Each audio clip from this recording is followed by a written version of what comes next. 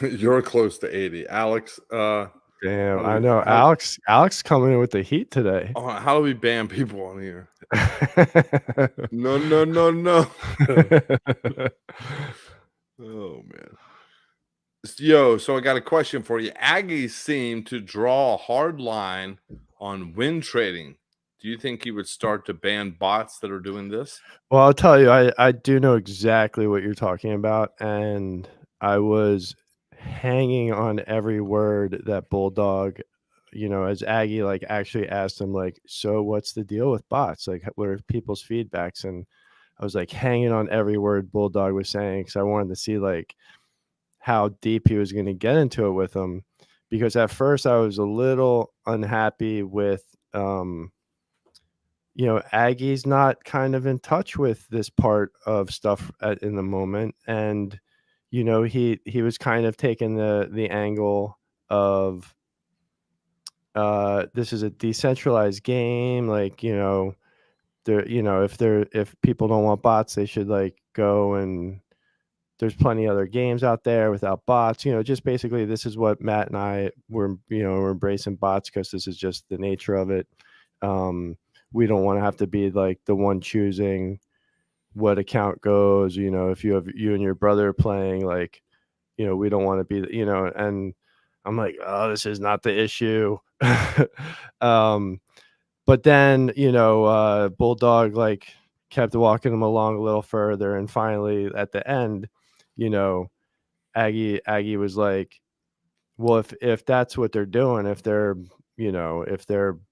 abusing the game, like if they're doing something they shouldn't be doing, then yeah, that they shouldn't be allowed to play. Now, I don't think he means like they're gonna really ban people, but I do think his awareness at least went up +1 during the town hall, that there is more of a problem there than he realizes. And it's just they just need to be aware. Like I even Cryptomancer, said something about like the ECR being a thing in the town hall, and so I actually DM'd him last night to just kind of talk to him about this kind of theory that I came up with over the last week, with the basically just help and insight of a few guys that have been helping me with like screenshots and stuff. But it made me really think about ECR can be weaponized.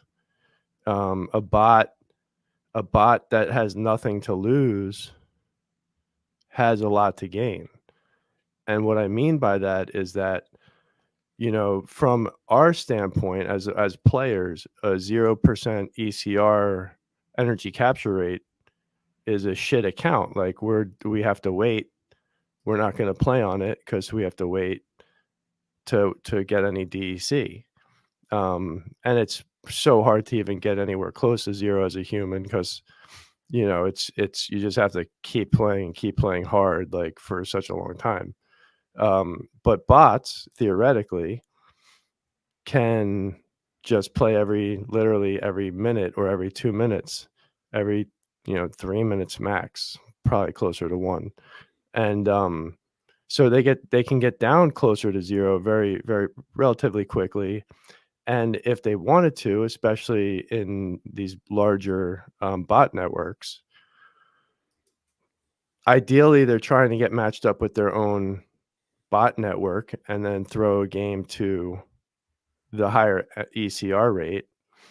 But if they don't get matched up with someone in their network, or if they're not aware of who they're matched up with, then they can play to win. And by playing to win, they don't gain anything from the actual win. But if they're a solid account, if there's a solid program and they beat their opponents most of the time, they're draining the opponent's ECR and protecting the deck pool for the other accounts in the farm so that there's more in there for their other wins until they drain it down sufficiently. So that on a larger scale of dozens of bots doing that could theoretically be another way to kind of attack the prize pool, because those bots don't have anything to lose and do have something to gain by winning against other opponents. If that made sense. I know Very it's well kind of said. No, it's no, I kind think of that's okay. no, it's well said. I do want to touch on this though.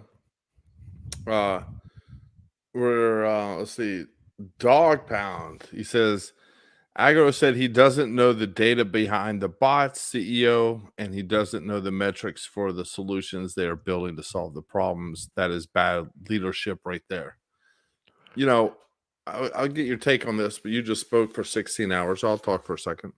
Um, the no, I from someone that has worked and is working in companies very in similar size, the CEO doesn't know the data behind everything that's happening. They may know certain things, they know who's on the project, they know what's happening, big, bullet points, things like that. But they're running a company, they're not worried specifically about individual things that people have been tasked to fix. So if that's just one thing. I don't see that as a reflection of leadership. Um, but if nobody knows it, then yeah, then that's bad leadership. But I feel like there are people that understand what's happening. Yeah, I mean that's more or less it. I mean, Aggie is a coder, but Aggie, in his role with Splinterlands, has always been like the hype man, the like promoter, the guy that gets people excited. And then Matt's Landing big deals. yeah, going out, being the people person, you know, and Matt's been the one that's working on the economy and working on like, you know, um, and that's like why when, a while back when Aggie and Matt like were throwing their guesses around like with the percentages of bots, and Matt was like, it's probably, I think he says like around 50% or something. Aggie was like, no, it's probably closer to like 20%. You know, I my guess is that Matt is a lot more on point with his estimate, just because I feel like he's more in tune with a lot of the underside more in depth than Aggie is. Not that he's not in tune at all with it or he doesn't understand it, because he does. He understands that world, but Matt's just always been like the economic guy, and part of that is understanding the bots and Yeah. the possible exploits and and so that's why, and I think Cryptomancer too, has a good understanding of that side of things as well. And that's why I reached out to him to kind of just what I just said to you guys, just to kind of download that into his brain so that he could at least like have that to think about moving forward, Yeah. as like a way to protect against a potentially tougher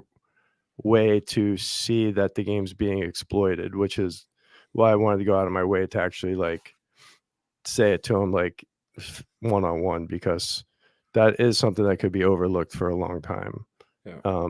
People not understanding what was really going on, and I don't know that it's going on. It just definitely could. Yeah. You want to make sure it's not. Right.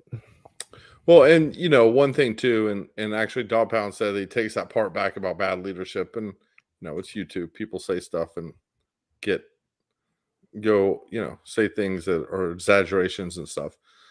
But it's also, from my understanding, the team kind of uses the town halls to fill in the rest of the team. It's not all, but a lot, mostly a virtual company, people working remotely. So getting those updates and being ready to answer all those questions every single week is definitely just not possible if you're also going out there and trying to bring in new partnerships and expand, Yeah. what's already there. So I definitely, I mean, I think the town halls, coming from the perspective of somebody that is involved with, 5 or 6 projects pretty deeply in the NFT space, and follow them closely, not as close as Splinterlands, but closely. And no, they don't give out updates like Splinterlands does. And Gank, I think that'll lead us in a little while to kind of our land question, as we're talking about land.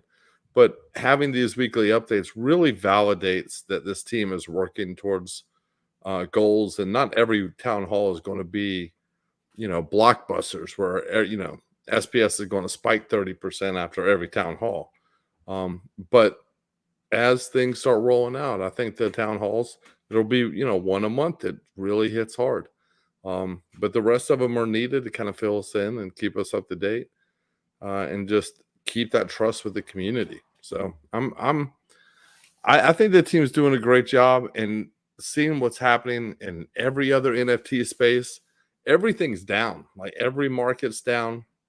Everything's kind of down right now. There's a few things going up, or individual things here or there, but for the most part, markets are down. And there's been a bunch of NFT projects kind of put their tail between their legs and haven't communicated much. And then there's ones that are out there still grinding and just working towards their goals. So I think we got a good future ahead of us here.